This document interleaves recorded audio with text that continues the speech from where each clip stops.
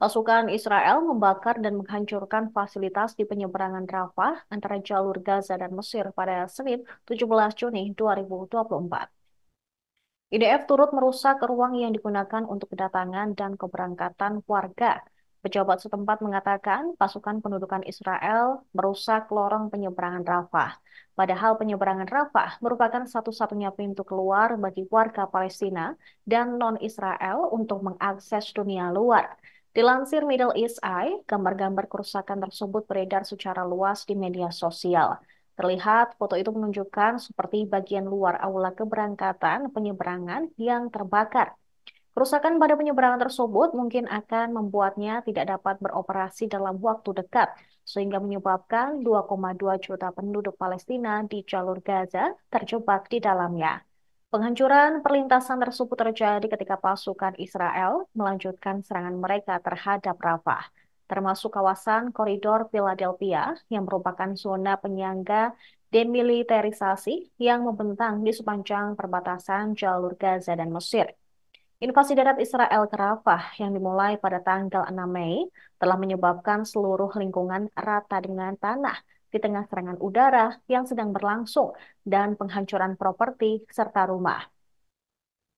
Operasi tersebut memaksa 1 juta pengungsi internal meninggalkan kota itu ke daerah lain di jalur Gaza Tengah. Serangan terhadap Rafah dan perebutan perbatasan dengan Mesir memperdalam krisis kemanusiaan yang sudah berbahaya dengan rute bantuan penting melalui penyeberangan Rafah dan Karem Abu Salem atau Karem Shalom diblokir.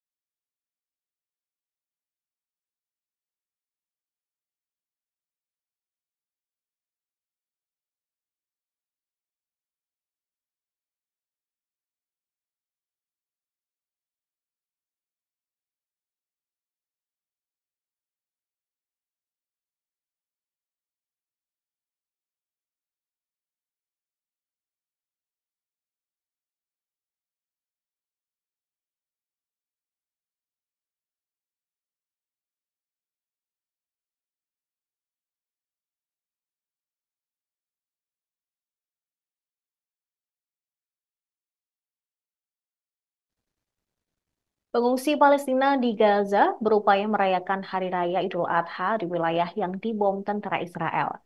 Mereka hanya bisa menikmati makanan sederhana, bahkan tidak bisa ikut berkurban. Berdasarkan rekaman yang diperoleh AFP, tampak pengungsi di Deir al-Balah memasak makanan sederhana untuk anak-anak pengungsi lainnya. Banyak di antara mereka kehilangan keluarga dan kerabat. Salah seorang pengungsi bernama Iman Al-Mukrabi mengaku tidak memiliki uang untuk membeli daging Idul Adha. Ia dan pengungsi lainnya pun terpaksa memasak daging kalengan untuk merayakan Hari Raya Idul Adha. Di sela-sela tenda, mereka tampak bahu-membahu memasak dan menyediakan makanan bagi pengungsi anak kecil. Makanan yang mereka punya pun tidak banyak. Salah seorang pengungsi lainnya juga mengaku tidak bisa ikut berkurban karena harga daging yang sangat mahal. Terlebih, mereka saat ini hidup di bayang-bayang serangan Israel yang menghancurkan Gaza. Jangankan daging, pakaian untuk mereka kenakan sehari-hari pun sangat terbatas. Para pengungsi menyerukan bantuan kemanusiaan dapat datang secepatnya dan tersalurkan ke mereka.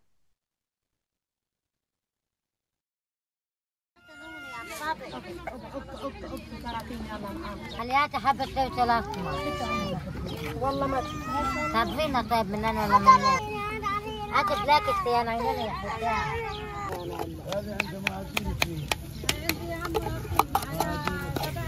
هات بلاك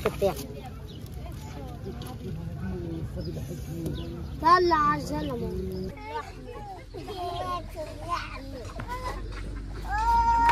اه هاي اولادك صح يا صالح صالح حد وهيك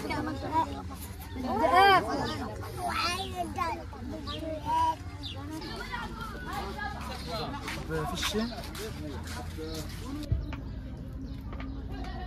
غيبنا معاهم التصوير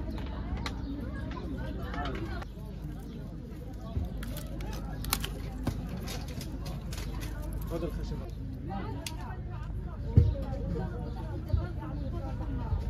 عيد الغلاية.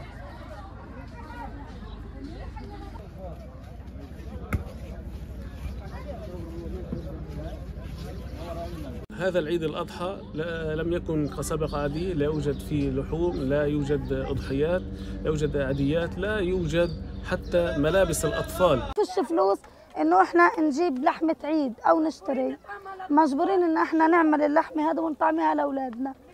بعدين يعني احنا بنطلب منهم إن من الدول انها تقف معنا وتعمل هدنة تروحنا عدولنا. Perdana Menteri Israel Benyamin Netanyahu telah membubarkan kabinet perang yang beranggotakan 6 orang pada hari Senin 17 Juni.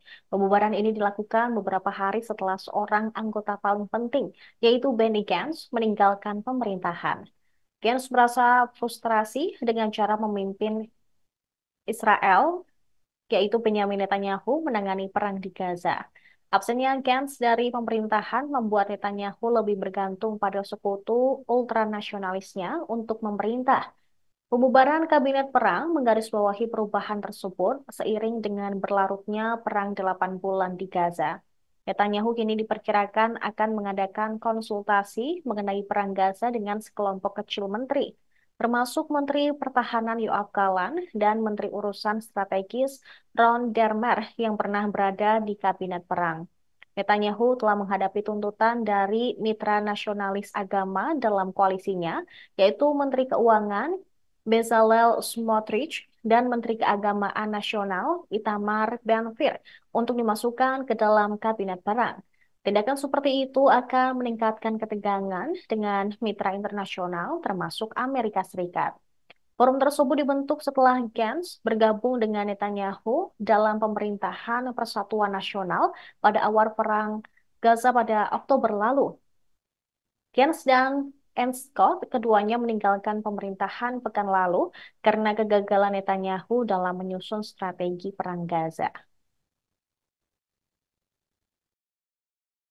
War cabinet was a prerequisite of creating this national unity government. It was a prerequisite put in by member of Knesset Benny Gantz. With Mr. Gantz leaving the government, there is no longer a need for the war cabinet, and its duties will be taken over as mandated by the State of Israel by the Security Cabinet, together with the full cabinet. The war cabinet was a prerequisite of creating this national unity government. It was a prerequisite put in by member of Knesset Benny Gantz. With Mr. Gantz leaving the government, there is no longer a need for the war cabinet, and its duties will be taken over as mandated by the State of Israel by the Security Cabinet, together with the full cabinet.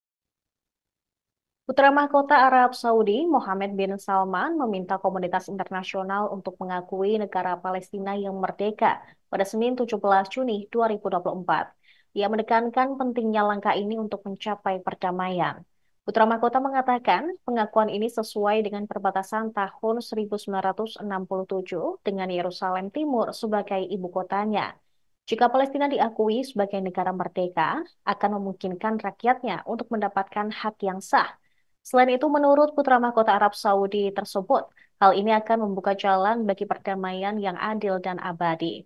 MBS menekankan pentingnya menerapkan resolusi Dewan Keamanan PBB baru-baru ini, khususnya resolusi yang menganjurkan gencatan senjata segera di jalur Gaza.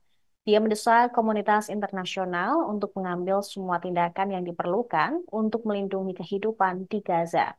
Putra Mahkota turut meminta masyarakat internasional untuk dapat ikut serta dalam mengakui negara Palestina yang merdeka. Pernyataan tersebut disampaikan Putra Mahkota di Istana Kerajaan di Istana Mina. Sementara itu, diketahui militer Israel telah mengumumkan jeda taktis selama 11 jam setiap harinya. Jeda pukul 8 pagi hingga 7 malam ini berlaku di daerah penyeberangan Karem Abu Salem atau Karem Shalom ke Jalan Salah al-Din dan kemudian ke utara. Ini dilakukan agar bantuan kemanusiaan dapat masuk ke jalur Gaza.